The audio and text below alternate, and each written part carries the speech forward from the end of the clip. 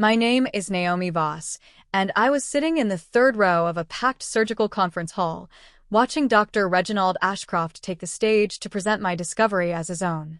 He didn't hesitate.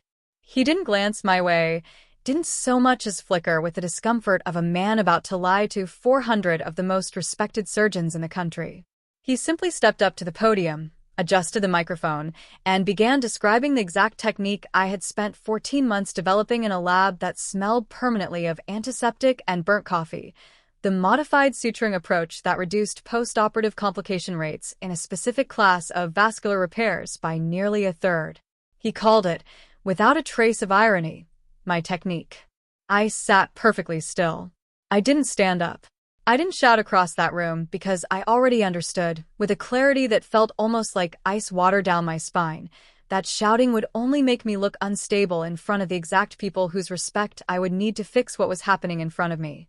Instead, I watched him click through slides built from my own data, my own hand-drawn diagrams redrawn in his lab's formatting, my own 18-month trial results compressed into a 12-minute talk that never once mentioned my name. What the audience in that room didn't know was that 3 weeks earlier, Dr. Ashcroft had told me, in his office, with the door closed, that my name would be listed as co-inventor on the provisional patent filing. What they didn't know was that I had a laptop in my bag right now containing 14 months of dated lab notebooks, time-stamped emails, and a voice memo I hadn't yet decided whether I had the courage to use.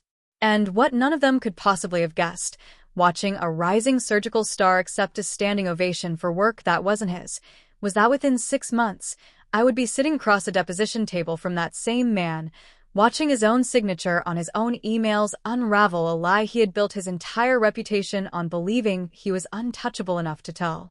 I joined Dr. Ashcroft's research lab at Kestrel Medical Center 2 years into my surgical residency, drawn by his reputation as one of the most innovative vascular surgeons on the East Coast, and, if I'm honest, by the rare opportunity to work directly under someone whose name opened doors most residents spent a decade trying to reach. He was demanding, brilliant, and, in those early months, generous in a way that made the long hours feel worth it, genuinely engaged with my ideas, quick to credit small contributions in team meetings, the kind of mentor other residents envied me for having found. The project that would eventually consume both of us started almost by accident. I'd been reviewing complication data from a set of vascular repair procedures, noticing a pattern nobody else on the team had flagged. A specific subset of patients with a particular anatomical variant were experiencing post-operative bleeding at nearly triple the expected rate, and the standard suturing technique being used across the department seemed to be part of the problem. I spent nights I should have spent sleeping sketching alternative approaches, testing them first in simulation, then, with Dr. Ashcroft's cautious approval, in a small series of supervised procedures. The modified technique worked. Not marginally dramatically. Across our first 18 months of data, complication rates in that patient subset dropped from just under 20% to under 7%. I remember the night I finished compiling the full dataset, sitting alone in the lab at nearly 2 a.m, staring at a chart that I knew, with the kind of certainty that doesn't come often in research, represented something that would actually change how surgeons approach this specific procedure going forward. Dr. Ashcroft was thrilled when I showed him. Genuinely thrilled, or so it seemed at the time. He called it groundbreaking, told me it could be the centerpiece of a joint publication, mentioned almost casually that the hospital's technology transfer office would likely want to discuss a patent filing given the clinical significance. I remember feeling, in that moment, the particular euphoria of a young researcher finally seeing years of unglamorous work pay off. I remember him saying, explicitly, "This is your discovery, Naomi. I want the world to know that." I believed him. I had no reason not to. He had been, up to that point, exactly the mentor I'd hoped he would be. The shift happened slowly enough that I didn't recognize it as a shift until it was nearly complete. The first draft of the manuscript listed me as first author, with Dr. Ashcroft as senior author, standard, appropriate, exactly what the work merited. The second draft, circulated 3 weeks later after what he described as some restructuring for journal fit, listed him as first author instead, with a note that, given the department's visibility needs, this framing will serve the work better. I remember reading that note twice, feeling something uneasy settle in my stomach that I talked myself out of, because surely, I told myself, authorship order didn't change the substance of what everyone in the department already knew, that this had been my idea, my data, my 14 months of nights in that lab. The patent filing was where the ground truly shifted beneath me. Dr. Ashcroft told me, in his office, with the door closed, that the hospital's technology transfer office had drafted the provisional filing and that I would, of course, be listed as co-inventor alongside him. A formality, he said, that simply needed his signature first as principal investigator before it went to legal review. I remember exactly where I was sitting when he said it because I remember exactly how relieved I felt to hear him say my name would be on that document. 3 weeks later, I watched him take the stage at the National Vascular Surgery Symposium and describe the entire technique as his own, without once mentioning my name, in front of an audience that included 2 members of the hospital's technology transfer office who would, I would later learn, use that exact presentation as their primary reference point when finalizing the patent's list of named inventors. I didn't know it yet, sitting frozen in the 3rd row of that conference hall, but the filing that had gone to legal review 3 weeks earlier no longer listed my name at all. I found out about the patent filing by accident, the way most inconvenient truths seem to surface, not through any official channel, but through a casual comment from a friend in the technology transfer office who assumed, reasonably enough, that I already knew. "Congratulations on the Ashcroft filing," she said, catching me in the hospital cafeteria 2 days after the symposium. "Provisional's moving to full utility application next month. Big deal for the department." "The Ashcroft filing," I repeated slowly. "Not the joint filing?" She looked at me with the particular confusion of someone realizing they'd said something they shouldn't have. "It's listed as sole inventor," she said carefully. "Reginald Ashcroft. That's not right, is it?" I didn't answer her right away because I was doing the mental math of everything that had happened over the previous 6 weeks, watching each small shift I'd talked myself out of noticing snap suddenly into a single, coherent pattern. The authorship order that had served the work better. The closed-door conversation about co-inventor status that had somehow evaporated between his office and the legal department. The symposium presentation that had erased my name from a technique I could prove, with dated lab notebooks going back 14 months, had originated entirely from my own analysis. I went home that night and did something I had never done in 2 years of working under Dr. Ashcroft. I began building a file. Not out of anger.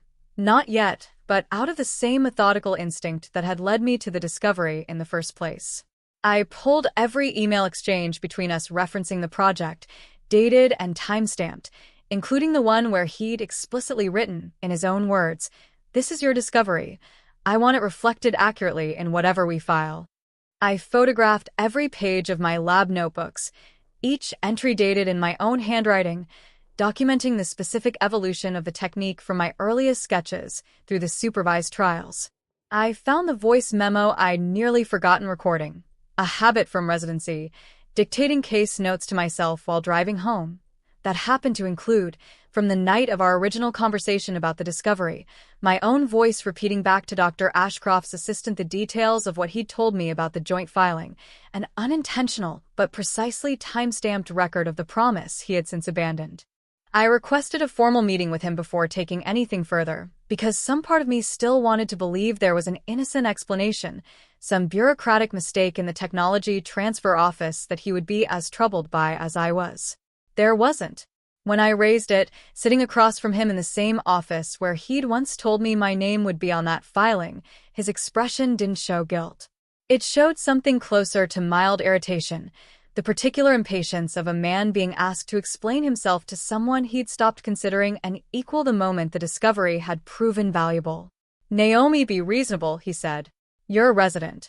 I'm the principal investigator, the department chair, the name that gets this technique taken seriously by every surgeon who might actually adopt it. Listing you as co-inventor complicates the licensing structure unnecessarily. This isn't personal. It's how these things work." "It's my discovery," I said quietly. "It's the department's discovery," he corrected. "You did excellent work. I've told you that. But work done under my supervision, using my lab's resources, ultimately belongs to the structure that made it possible. I'd have thought 2 years in this field would have taught you that already." I left his office that afternoon with a version of clarity I hadn't had walking in. This wasn't the misunderstanding. It was a calculated bet that a resident 4 years his junior, dependent on his recommendation for the fellowship positions that would define the rest of her career, would simply absorb the loss rather than risk the retaliation that challenging him might invite. He had made that bet believing I didn't have the evidence, or the will, to make him regret it. He was wrong on both counts.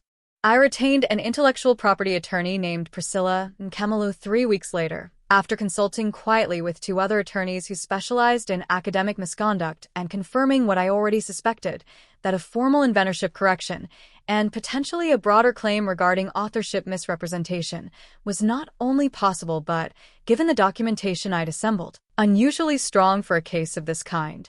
Priscilla was blunt about what the process would cost me before we filed anything. "This will follow you," she said.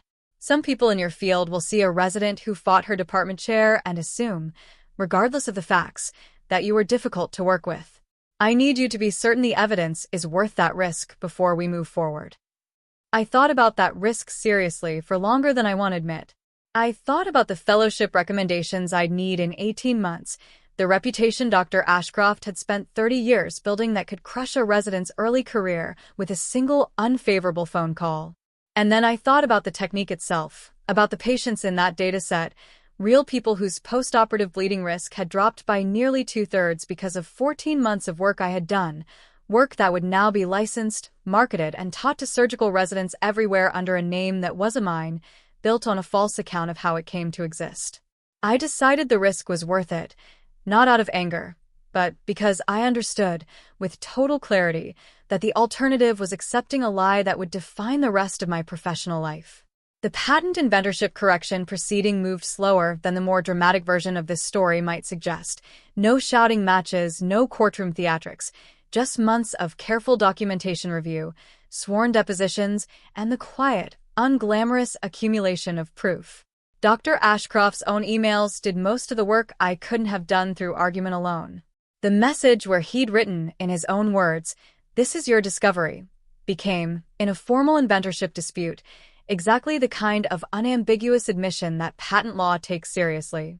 My dated lab notebooks established a clear, contemporaneous record of technical development that predated his own claimed contributions by months. The voice memo, played once during deposition, captured his own assistant's voice confirming a conversation about Dr. Voss's technique that he later tried, unconvincingly, to characterize as a simple miscommunication. Kestrel Medical Center's legal department, once presented with a full record, moved with a speed that surprised even Priscilla, less out of concern for me personally, I suspected, than out of urgent concern for the institution's own liability if a patent built on misrepresented inventorship ever became the subject of a public dispute after licensing revenue had already changed hands. The hospital's outside counsel recommended, within 6 weeks of formal proceedings beginning, that the patent filing be amended to list me as co-inventor alongside Dr. Ashcroft, with a corrected inventorship declaration filed with the Patent Office reflecting my primary role in developing the technique. The academic correction took longer and mattered to me more. The journal that had published the original manuscript, once presented with the same documentation, issued a formal correction to the authorship listing, restoring my position as first author with Dr. Ashcroft as senior author.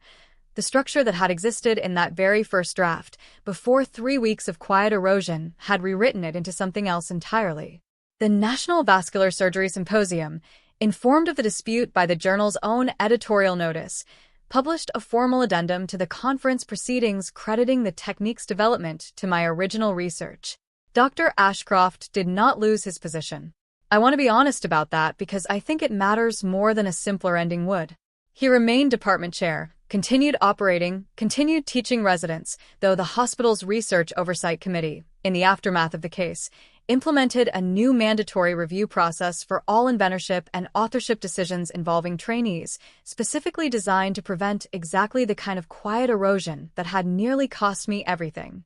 I take a particular, quiet satisfaction in that outcome, not his downfall, but the structural change that might protect the next resident who makes a genuine discovery under a mentor more interested in his own legacy than in giving credit where it belongs.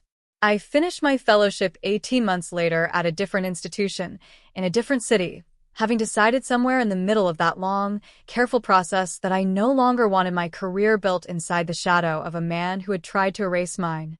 The technique still bears both our names now, exactly as it should, taught to surgical residents in training programs across the country as a small but meaningful improvement in how a difficult class of vascular repairs is performed.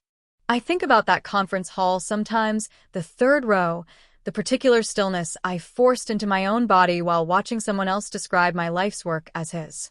I think about how close I came to simply accepting it, the way so many people in my position have accepted it before me, because the cost of fighting felt so much larger than the cost of staying quiet. What I know now, and what I didn't fully understand until I was sitting across a deposition table watching a man's own words undo him, is that the truth doesn't need to be loud to be undeniable. It only needs someone patient enough and prepared enough to make sure it survives long enough to be heard.